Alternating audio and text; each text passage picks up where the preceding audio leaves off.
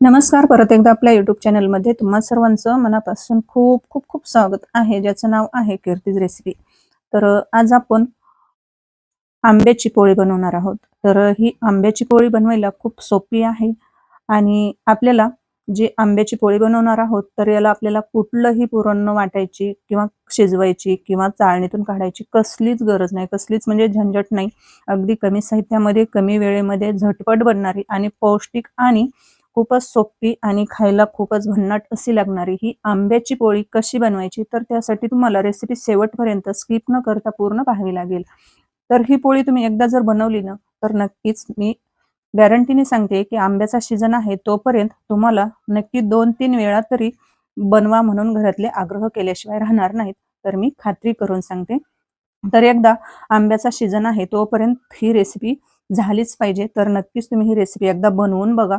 तर रेसिपी खूप सोपी आहे. अगदी लहान-सहान मी काही टिप्स सांगितलेले आहेत. त्यासाठी रेसिपी शेवटपर्यंत नक्की बघा. अशाच पारंपरिक आणि नवनवीन रेसिपी पाहण्यासाठी कीर्तीज रेसिपी चॅनलला सबस्क्राईब करा आणि सोबतच बेल आयकॉनही प्रेस करा. तर चला मग जास्त वेळ न घालवता लगेच रेसिपीसाठी सुरुवात करूया. आता इथं बघा सुरुवातीला आपल्याला आंबे घ्यायचे आहेत. आता इथं मी केशर आंबा घेतलेला आहे. जर तुमच्याकडे हापूस आंबा जर असेल तर उत्तमच आहे. कारण कसं हापूस आंबा हा कलरला गडद असतो, जास्त म्हणजे असा केशरी असतो आणि खायला खूप गोड असतो. आणि आता मी इथं केशर आंबा घेतलेला आहे. तर हा आंबा बघा आता आपल्याला काय करायचं आहे, नळाखाली चांगला धुवून घ्यायचा आहे आणि तो असा सुरीच्या साहाय्याने कट करायचा आणि त्यातला जो गर आहे तर तो गर आपल्याला काढून घ्यायचा आहे. आणि गर असा पटकन निघला जातो चमच्याने, त्याचं साल एकीकड आणि गर एकीकड निघतो. तर आपल्याला हा केशर आंब्यामध्ये कसं जास्त गर नसतो, असा पर्क नसतो आणि हापूस आंब्यामध्ये जास्त असा पर्क निघतो, जास्त असं गाभा निघतो. तर त्याच्यासाठी इथं तुम्ही हापूस आंबे 2 घेतले तरी सुद्धा चालेल. आता इथं मी 3-4 केशर आंबे घेतलेले आहेत. त्याचा पूर्ण गर काढून घेतला आणि आता आपल्याला तो मिक्सरला बारीक म्हणजे फिरवून घ्यायचा आहे. आता इथं पाहू शकता हा गर मी मस्त असा मिक्सरला फिरवून घेतलेला आहे. त्याची मस्त अशी प्युरी झालेली आहे. आता हा आपल्याला काय करायचा आहे, मोजून घ्यायचा आहे. आता तुम्हाला मी पुढं सांगणारच आहे, की आपल्याला काय बनवायचं आहे. तर आता हा गर जो आहे तर तो काढलेला आहे मिक्सरमधून आणि त्याचं जी प्युरी म्हणजे मिक्सरला वाटून घेतलेला जो आंब्याचा गर आहे तर तो एका कपामध्ये काढून घेतलेला आहे. आता इथं आपल्याला गॅस चालू करून कढई घ्यायची आहे. कढई गरम झाली त्याच्यामध्ये पाव कप तूप घालायचं आहे. आता हे तूप मी घरीच बनवलेलं आहे. जर तुम्हाला तूप कसं बनवायचं तर हा जर व्हिडिओ पाहायचा असेल तर मी डिस्क्रिप्शनमध्ये लिंक देते. आणि नंतर बघा तूप गरम झालं की आपल्याला त्याच्यामध्ये घालायचा आहे रवा. आता इथं 1 कप रवा घेतलेला आहे आणि तो बारीक रवा आहे. आता इथं आपल्याला रवा बारीकच घ्यायचा आहे. जर तुमचा मोठा रवा असेल तर मिक्सरला थोडासा फिरवून घ्या. आणि हा रवा आपल्याला तुपामध्ये मंद गॅसवर आपल्याला जवळपास 3 ते 4 मिनिट एकदम मंद गॅसवर तो भाजून घ्यायचा आहे. जास्त आपल्याला रवा हा आपण शिरा करतो की नाही, तर शिरा करण्यासाठी जसा भाजतो तर तेवढा पण भाजायचा नाही आणि कच्चा पण राहिला ना पाहिजे. आता इथं बघा रवा चांगला भाजलेला आहे आणि याच्यामध्ये आता बघा 1 कप रवा घेतलेला आहे. त्याच्यासाठी आपल्याला इथं पाऊण कप हा आंब्याचा रस घालायचा आहे. म्हणजे जो आपण गर काढलेला होता आणि मिक्सरला फिरवून घेतलेला होता तर तो पाऊण कप आंब्याचा गर घातलेला आहे याच्यामध्ये. आता तो आपल्याला काय करायचं, मस्त असं बघा त्या आंब्याच्या गरामध्ये हा रवा असा मस्त फुलल्या जातो, थोडासा असा नरम झालेला आहे. आता इथं काय करायचं आहे, ज्या कपाने आपण रवा घेतलेला आहे की नाही, तर त्याच कपाने आपल्याला 1 कप पाणी घालायचं आहे. आता 1 कप रव्यासाठी आपल्याला 1 कप पाणी बास होतं आणि पाऊण कप आंब्याचा गर. आता याच्यामध्ये घालायचं आहे आपल्याला गोड लागणार आहे, तर याच्यामध्ये घालायची आहे पाऊण कप साखर घालायची आहे. आता इथं जर तुमचा हापूस आंबा जर असेल ना, तर इथं तुम्हाला खायचा कलर अजिबात वापरायची गरज नाही, कारण तो आंबा कलरला असा गडद असतो, जास्त केशरी असतो. आता इथं मी केशर आंबा वापरलेला आहे, त्याच्यासाठी मी थोडासा फूड कलर पिवळ्या कलरचा थोडासा मी वापरलेला आहे. नंतर याच्यामध्ये घालायची आहे आपल्याला इलायची पूड घालायची आहे. अगदी अर्धा चमचा पोहे खायचा छोटासा चमचा असतो तर तो पाव चमचा घातला तरी सुद्धा चालेल. आता आपल्याला काय करायचं, हे सर्व मिक्स करून घ्यायचं. याच्यामध्ये रव्याच्या कसल्याच गोटोळ्या राहता कामा नये आणि राहत पण नाही, त्या अगदी पटकन मोडल्या जातात. आता मस्त असं हे मिश्रण इथं आपल्याला मिक्स करून घ्यायचं आहे. आता जरी तुम्हाला हे पातळ जरी दिसत असेल ना, तर काही घाबरायची गरज नाही, टेन्शन घ्यायची गरज नाही. ते नंतर जसं शिजेल ना तर तसं ते घट्ट होतं. आता इथं आपल्याला झाकण ठेवायचं आहे अगदी 2 मिनिटासाठी. नंतर बघा 2 मिनिट झालेला आहे आणि मिश्रण हा जो आपला सांजा आहे की नाही, तर मी आज तुम्हाला सांगते, आज आपण बनवणार आहोत आंब्याच्या सांज्याची पोळी.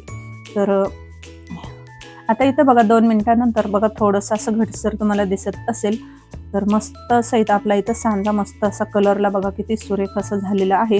तरी सुद्धा आपला हा सांजा असा मस्त असा फुललेला नाही, शिजलेला नाही. परत आपल्याला हे थोडंसं झाकण ठेवायचं आणि 2 मिनिटासाठी झाकून ठेवायचं आहे. आता इथं बघा नंतर 2 मिनिटासाठी झाकून ठेवल्यानंतर परत बघा मस्त असं घट्ट झालेलं आहे. आणि आता गॅस बंद करून आपल्याला जो हा सांजा आहे की नाही, तर हा सांजा आपल्याला एका ताटामध्ये काढून घ्यायचा आहे आणि तो सांजा आपल्याला हा पसरून ठेवायचा आहे.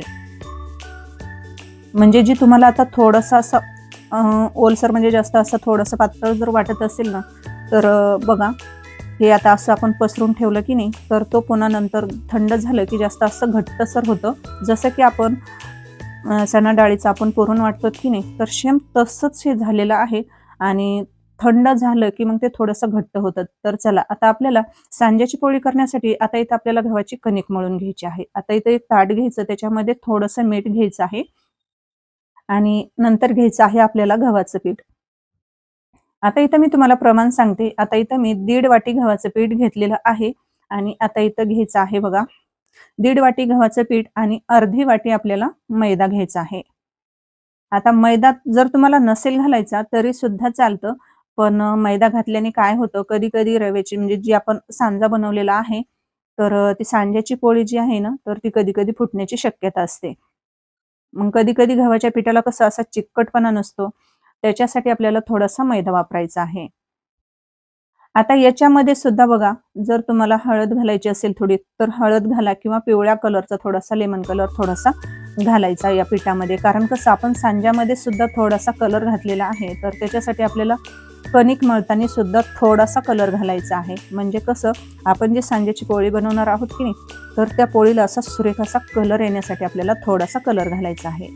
तर बघा इथं कणिक मस्त अशी मळून झालेली आहे. आता तुमची पोळी मऊ होण्यासाठी तुमचं कणिक मळण्यावर सुद्धा भरपूर असं म्हणजे अवलंबून आहे. तुम्ही जसं पीठ एकदम छान असं चुरून मस्त मऊ मळून घेताल की नाही, तर तुमची पोळी देखील मऊ येते.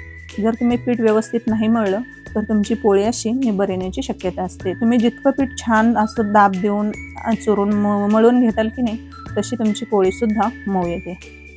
आता इथं बघा आपली कणिक मळून झालेली आहे आणि थोडंसं नंतर काय करायचं, गोळा तयार झाला की थोडंसं तेल टाकायचं किंवा 1 चमचा तूप टाकायचं आणि मस्त असं मळून घ्यायचं पीठ, एकदम मऊ पीठ मळून घ्यायचं हे. आता इथं आपली कणिक मळून झालेली आहे. आता आपल्याला 10 मिनिटासाठी ही आपल्याला झाकून ठेवायची, म्हणजे कणिक मस्त भिजते आणि पोळ्या ह्या आपल्या मऊ येतात. तर चला आता कणिक मळून आपण ठेवलेली आहे आणि आता जो आपण हा सांजा बनवलेला आहे, हा सांजा पण मस्त असा थंड झालेला आहे. कारण कसं खूप गरम होता, त्याने आपल्याला थोडासा असा पातळ मिश्रण वाटत होतं. तर आता इथं पाहू शकतात एकदम असं घट्ट झालेलं आहे. जसं की आपण चणा डाळीचं पुरण वाटतो की नाही, तर सेम तसंच हे पुरण होतं. म्हणजे हा सांजा झालेला आहे. आणि मैत्रिणींनो, एकदा तुम्ही नक्कीच ही सांज्याची पोळी, आंब्याचा सीजन आहे ना, तोपर्यंत एकदा नक्कीच बनवून बघा. खायला खूप टेस्टी लागते, मी गॅरंटीने सांगते. तुम्ही खरंच जर एकदा बनवली ना, तर नक्की तुम्ही 2-3 वेळा बनवल्याशिवाय राहणार नाही, ही मला गॅरंटी आहे. मी तुम्हाला खरंच खात्रीने सांगते, तुम्ही नक्की एकदा बनवून बघा.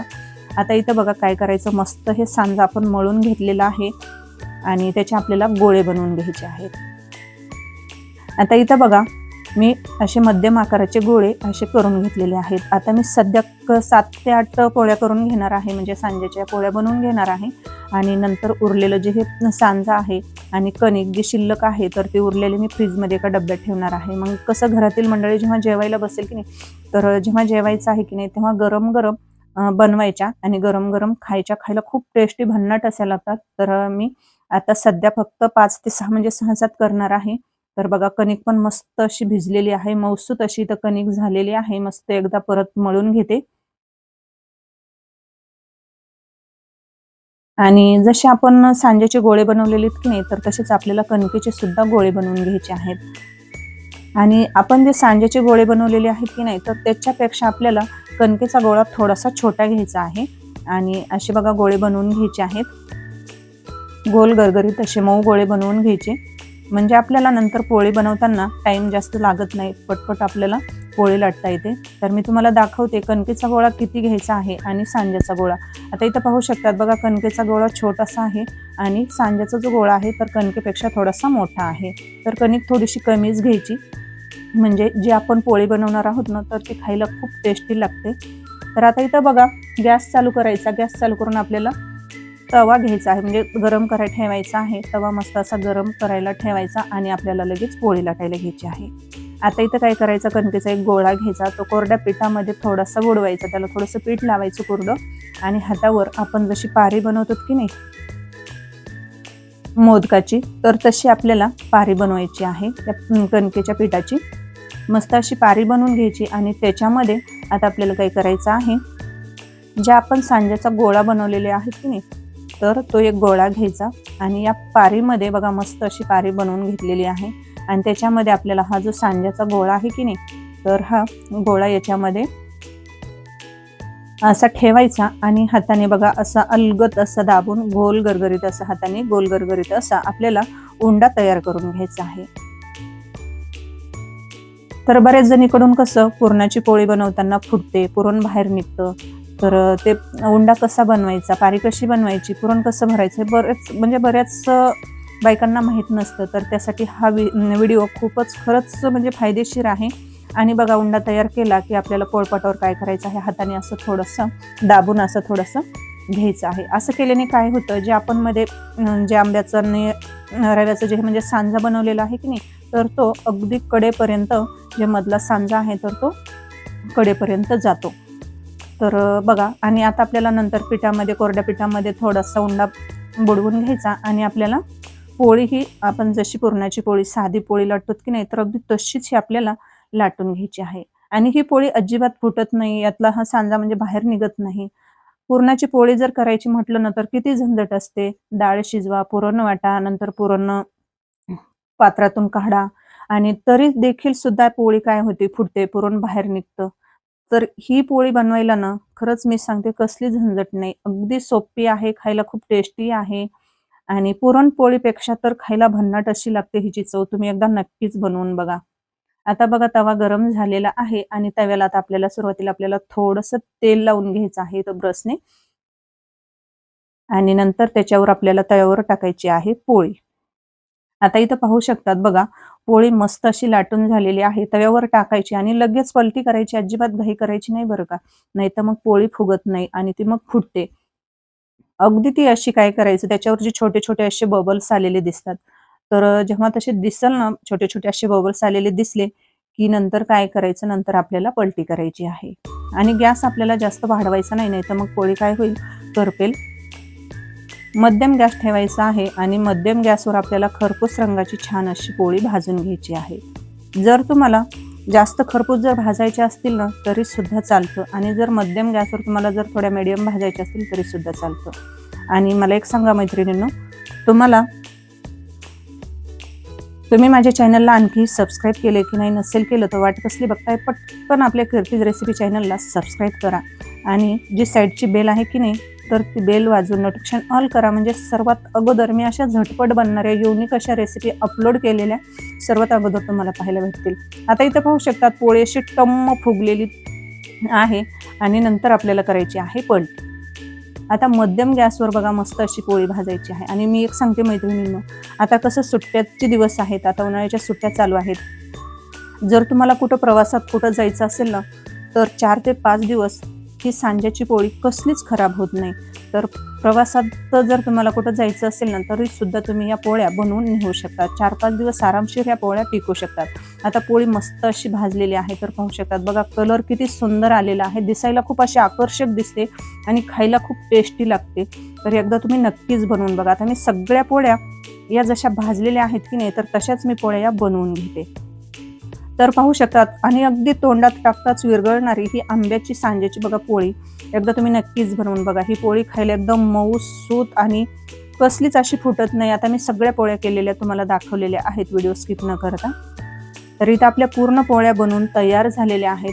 तर प्रवासात किंवा तुम्हाला कुठं जर असं जायचं असेल ना तर 4-5 दिवसासाठी या पोळ्या खराब होत नाहीत. कारण कसं आपण याच्यामध्ये दुधाचा वापर केलेला नाही, पाण्याचा वापर केलेला आहे रवा शिजवताना. त्याच्यासाठी ह्या पोळ्या 4 ते 5 दिवस आरामशीर टिकू शकतात. त्यासाठी तुम्ही आता आंब्याचा सीझन चालू आहे तोपर्यंत नक्कीच तुम्ही या पोळ्या एकदा बनवून बघा.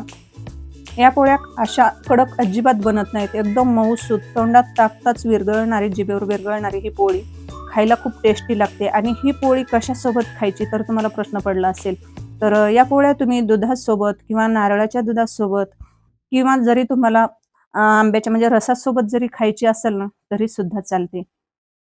आणि जर तुम्हाला कशासोबतच जर नसेल ना खायची, तर गरमागरम या पोळ्या बनवल्या की गरमागरम जर तुम्ही तशाच जरी खाल्ल्या ना तरी खायला खूप टेस्टी लागतात.